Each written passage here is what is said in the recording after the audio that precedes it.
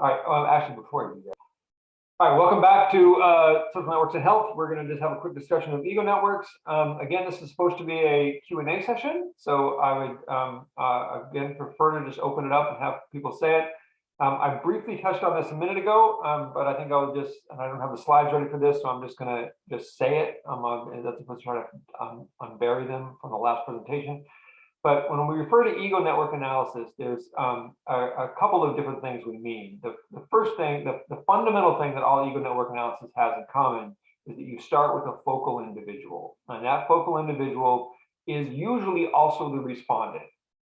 And so you ask that person about who they're connected to in various and sundry ways by virtue of this thing called a name generator or a relationship generator. And so the name generator says, you know, who do you discuss important matters with? Who do you talk to about health? Who do you talk to about politics? They're usually questions where you're asking the individual to name and alter. And so in the language and the lingo and the jargon of this analysis type, you have ego and alter. Now, you might also have secondary alters where you then somehow move beyond the individual to people they know. And you can get this data either by ego's perception of the people that their alters are connected to. So I might, and this has been done a lot in the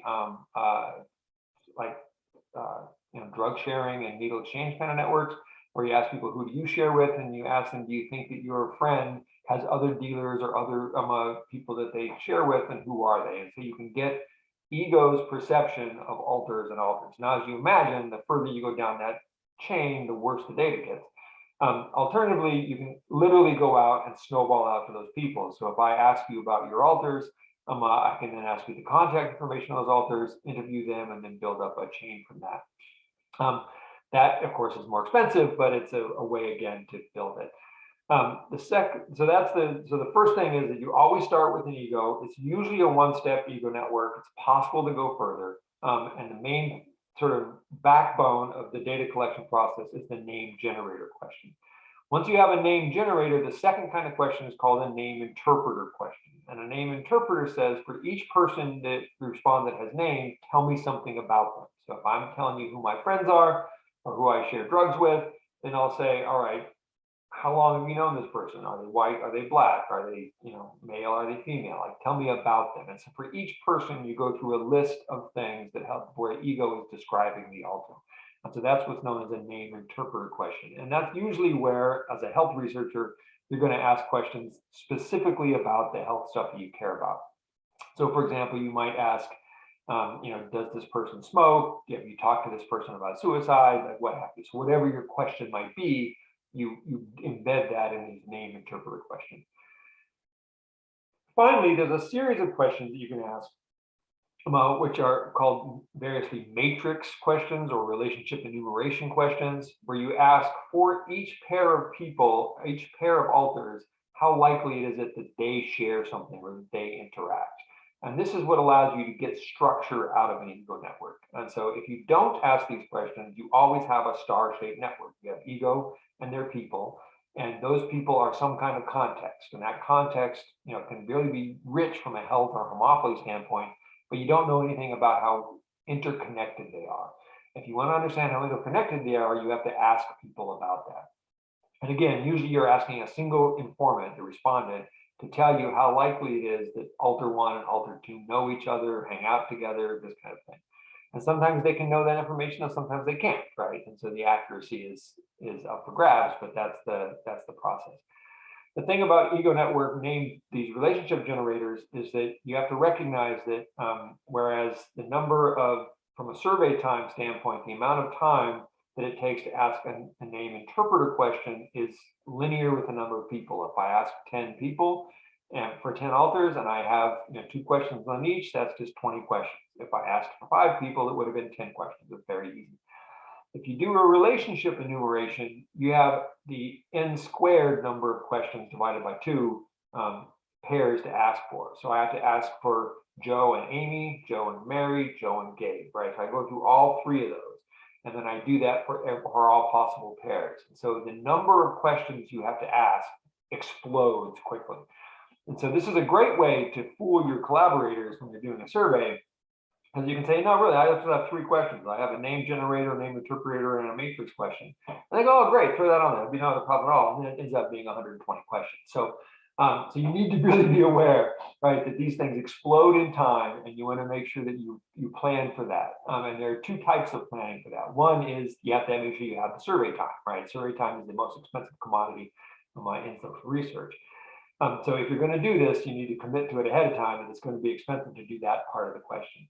The second is respondent time. Like you have to make sure that for some reason your respondents are willing and able to do this with you, right? And so they need to be invested in the process. How do you do that? The traditional way is to ask people a question over the phone or a face-to-face interview, where it's the classic, I ask you questions, you answer them, we write it down on the response or type it into the computer, and off we go. That's effective, it works, but it doesn't get a lot of ego buy-in. It turns out that the best way to do it, especially if it's going to be a long, involved process, are to use a tablet sort of process where the respondent can draw their network. And so Network Canvas is a tool that we've promoted through the Social Networks and Health group for a long time. Michelle Burkett up at Chicago and her team have developed this tool. And what's nice about it is that literally you sit down next to a respondent as opposed to across from them, and you draw their network, and they can really get involved in it. And that kind of an ego network data collection tends to be much faster than the traditional name enumeration set. And so it ends up being, it does this thing that network analysis is good at, which is to make the invisible visible. So the respondent gets to see their own network in a way they often hadn't thought about it before.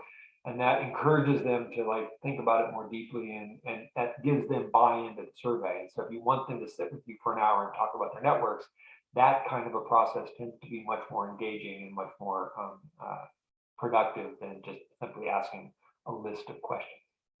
All right, so that was that's sort of a quick overview of network analysis or ego network analysis at 10,000 feet. What's nice about it is once you get that data, what you have is an ego embedded in a network. So all the hierarchical linear modeling stuff that you're used to doing for neighborhood analysis, just for example, you can do for ego network analysis. Bria Perry's recording is on the site. It goes through a whole way of doing that analysis. And you can also collect any kind of metric you collect. If you have alter ties data collected, then you can also collect centrality and connectivity and cohesion kind of scoring on the ego network. All right, so I'm going to stop there. Other questions or comments on what ego network analysis is, if anybody's doing it, questions being asked about how you might do it, that kind of thing.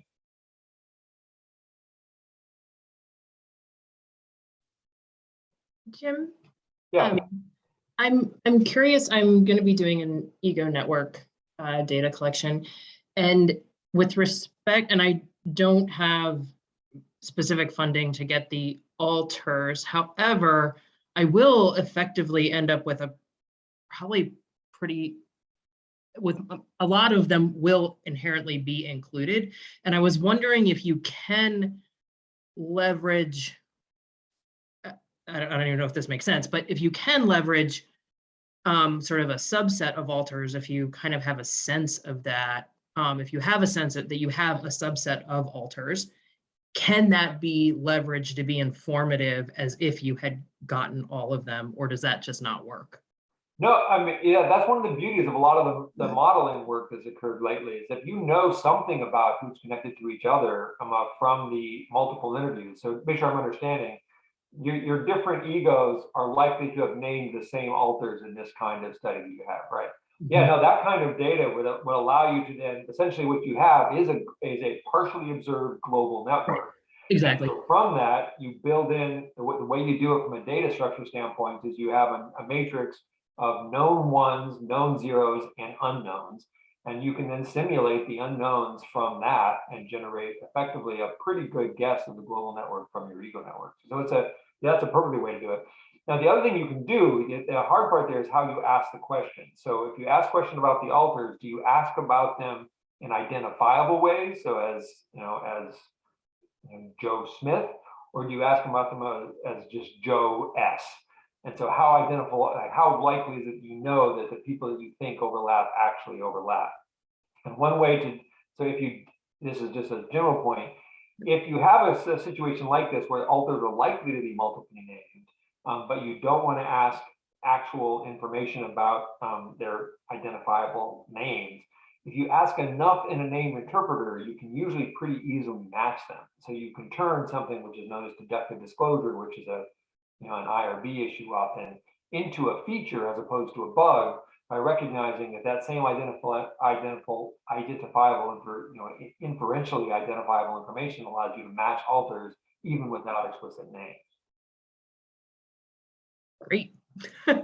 Thank No, if you're in a relatively dense setting, that's a great way to go. Caitlin, you have a question? I do, thank you. You can hear me okay, right? Perfect, yes. Okay, thank you. So full disclosure, I'm very new to all of this, so forgive me if this is kind of a silly question, but something you mentioned earlier got me thinking about what if you're studying a very sensitive topic. So you mentioned earlier, I think, like drug users specifically. How would you maybe assess and mitigate potential bias in the data you would collect from them in terms of trying to understand their network?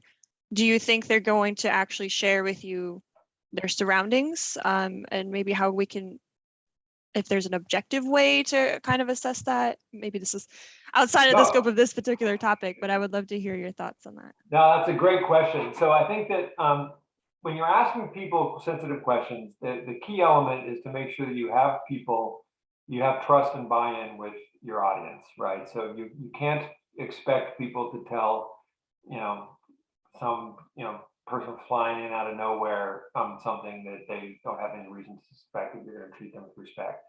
That said, once you have that kind of respect, and once you've done the groundwork to make sure that your participants are aware that you have their interests at heart and you're trying to make the world a better place as opposed to somehow police them or control them, that if you're in that situation, people are usually remarkably forthcoming with this kind of information. So, and ideally you have some way to corroborate it. And so if you have multiple reports on the same relationship, for example, you can use that to tell how good people are at saying what they have.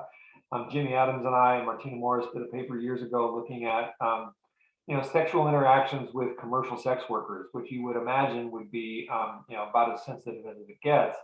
And people were remarkably forthcoming and accurate. At least they agreed on their timing of relationships with each other. So they were pretty good at doing that.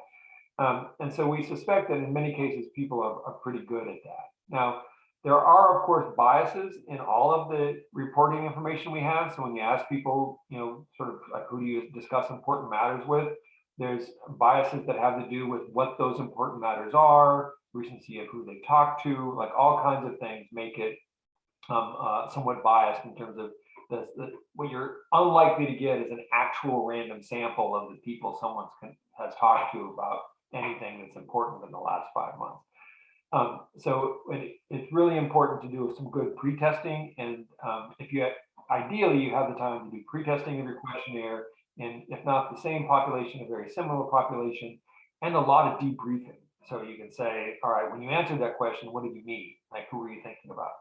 What people have discovered with the important matters question, for example, is that people are very strongly selecting alters based on the other things that they think you're interested in the questionnaire. So if you say, who have you talked to about important matters, in the section of the survey that comes right after a long discussion on health, then they're going to tell you about the people they've talked with about health. If it comes right after a question about politics, they're going to tell you about politics. If it's after a question about national security or education, it'll be that. So you really want to make sure that you situate the question, especially one as broad as important matters, in a way that's nicely framed as to what you want it to be about. You can do relationship interpretation kind of questions. So you can ask, all right, so you say you've discussed important matters with Mary, what types of important matters do you typically discuss, right? So you can always ask those kinds of questions or ask those kinds of detail. But I think that once people recognize that you think they have something valuable to say, and that you actually value what they're going to say in order to make their life and the life of people like them better, People will be, if you can build that trust up, people will be pretty forthcoming. Joshua, please. Yeah, okay, thank you. My question is on boundary specification. So like what I'm trying to do is to study a whole network of students within specific boundary. But what I have found out is that there's a multiplex network because there's an overlap of being in the same class, attending the same meetings together. And so I'm kind of thinking, how do I collect data on all these multiplex relationships to be able to estimate the impact on their behavior? Right. And so within this, what's the broad context of the? So these are students within a collegiate recovery community. But these students attend AA meetings together within the same set. There are students using the same kind of substances. And then they also attend, they came to the center at the same time, the same period of entry. So okay. I'm thinking that these factors may also influence their relational connections, and I wanted to find out how I could collect data to get that. Yeah. Great. And you're going to be asking, and are you asking it as an ego network kind of survey? No, like a whole network. For the whole network, yeah. So I think the key there then is to, if you're going to pre-specify the set of people in terms of who are involved, I would take the broadest of those, different foci that you've just described. So it sounds to me, just intuitively, not hearing anything else, that this cohort effect is the main selector that gets everyone into the same setting. And what I would probably do is take, and now I might be wrong, I might have heard you wrong, but if so, substitute the other one. But whatever the broadest is of these three different things that people are doing, I would treat that as my universe, as the people that I'm most interested in. And then I would ask questions about relationships to all of those, but I would probably just add a question that says, all right, we've asked you about who you talk to about your substance use amongst these people. Who else outside of this group do you talk to? And just ask, because you can always embed an ego network survey into a global network survey to get those kinds of cross-boundary connections. And that then lets you know whether or not your boundary is really porous or really solid. Okay, yeah, thank you. Of course. Did that answer the question? And Olivia, if not. Okay, great. Thank you so much.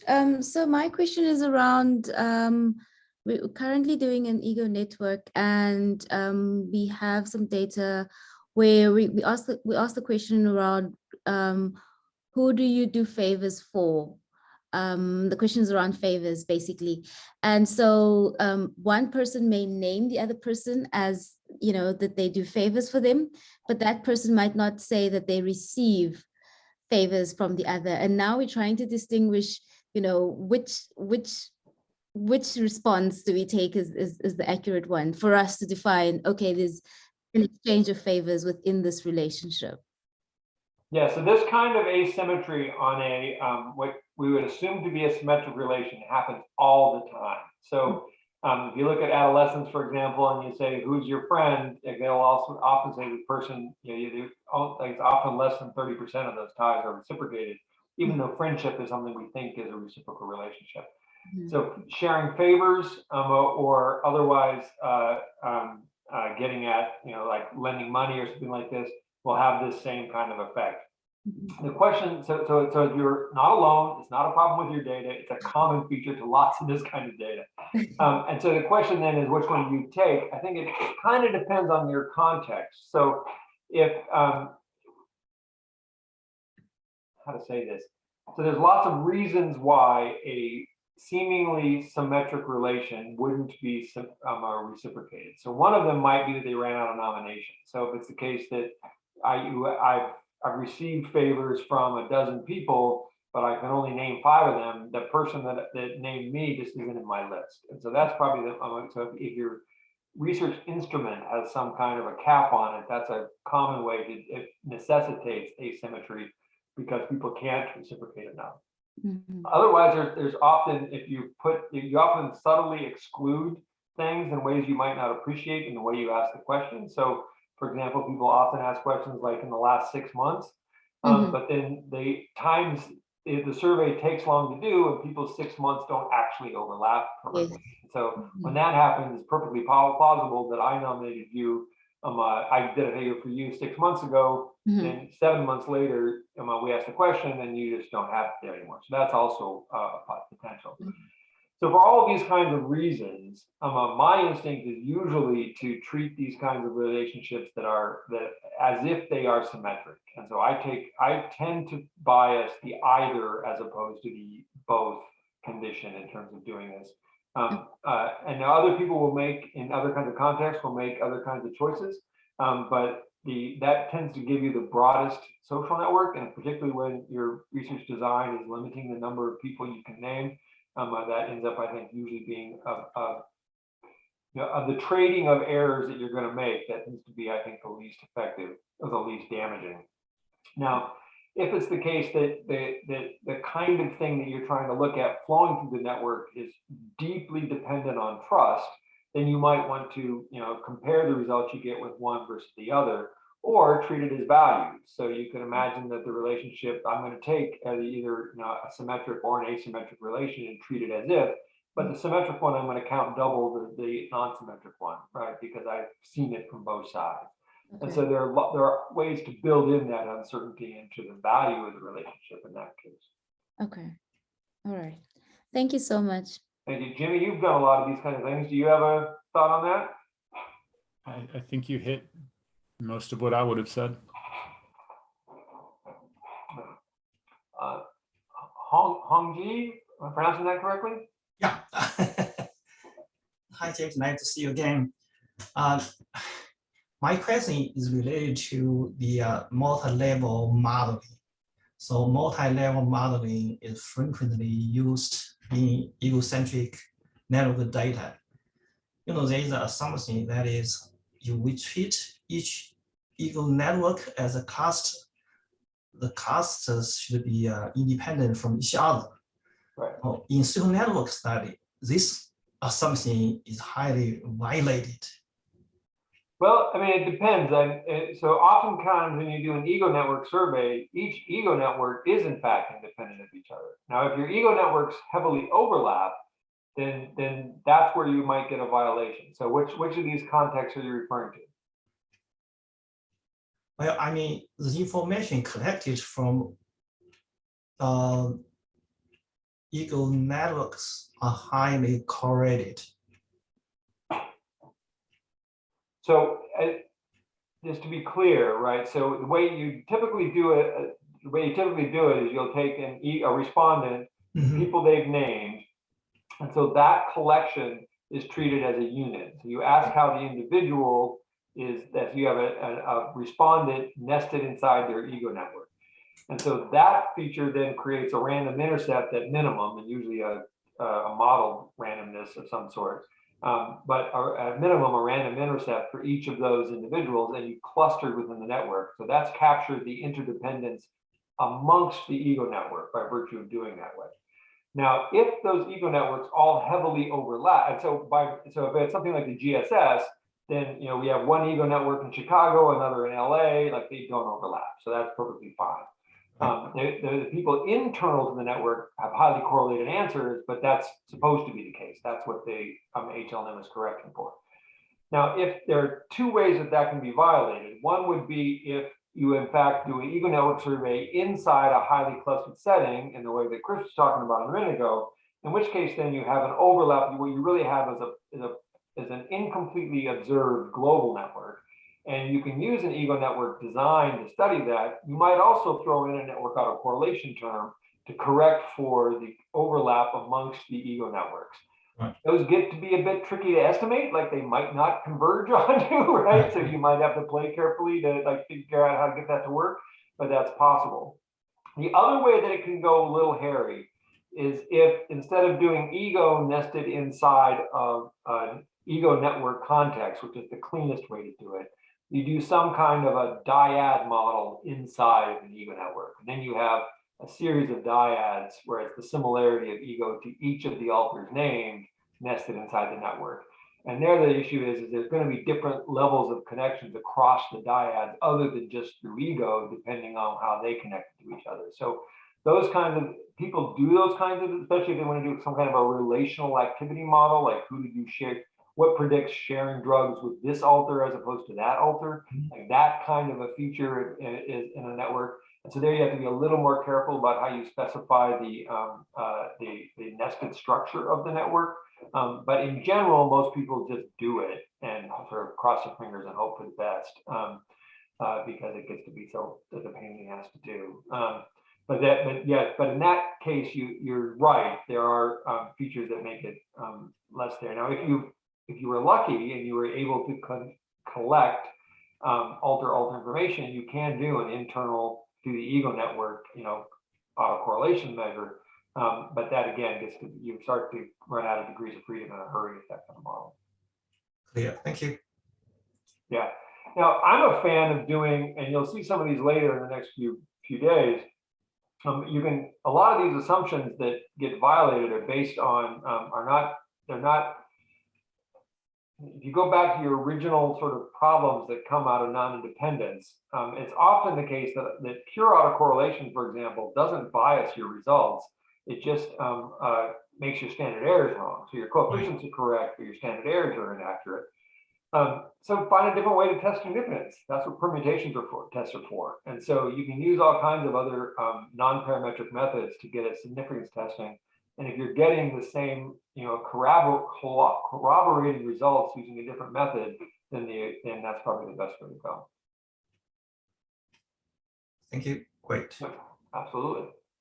These are great questions. Other questions?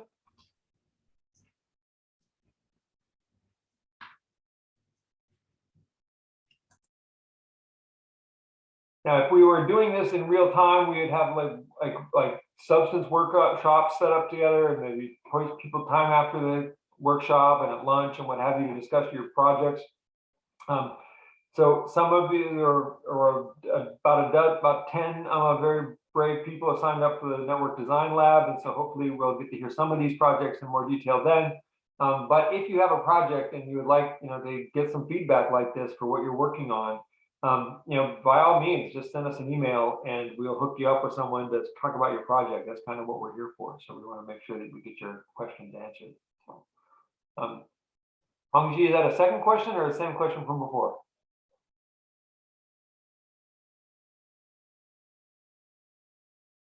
See the hand up, but all right, we'll stop there. All right. Any other questions before we move on to the ethics discussion? All right. So I'm really pleased to have Jimmy Adams here today. Jimmy, as like I said, mentioned earlier when we were talking today, he's the author of a great book on data collection. He's been working with me for some years, but on his own and doing much better things since in the networks and health space. Everything from disease diffusion modeling, part of the recent COVID sort of set, to questions in Malawi on social health there, and lots of questions in the United States and around in sundries on relating to HIV and STD and other sorts of modeling. So he's done a huge number of projects that have to do with social networks and health and data collection. And he was agreeable, because he's been thinking about it for a long time, to think about the ways in which we struggle through some of the ethical implications of network analysis and network data collection. And so I'm really just pleased as punch that he was able to do this for us. And so I'm going to turn it over to you, Jimmy, and let you give a quick brief overview, and then maybe we'll just open up for questions. Wait, Jim, do you want to restart the recording? Oh, thank you. Good idea.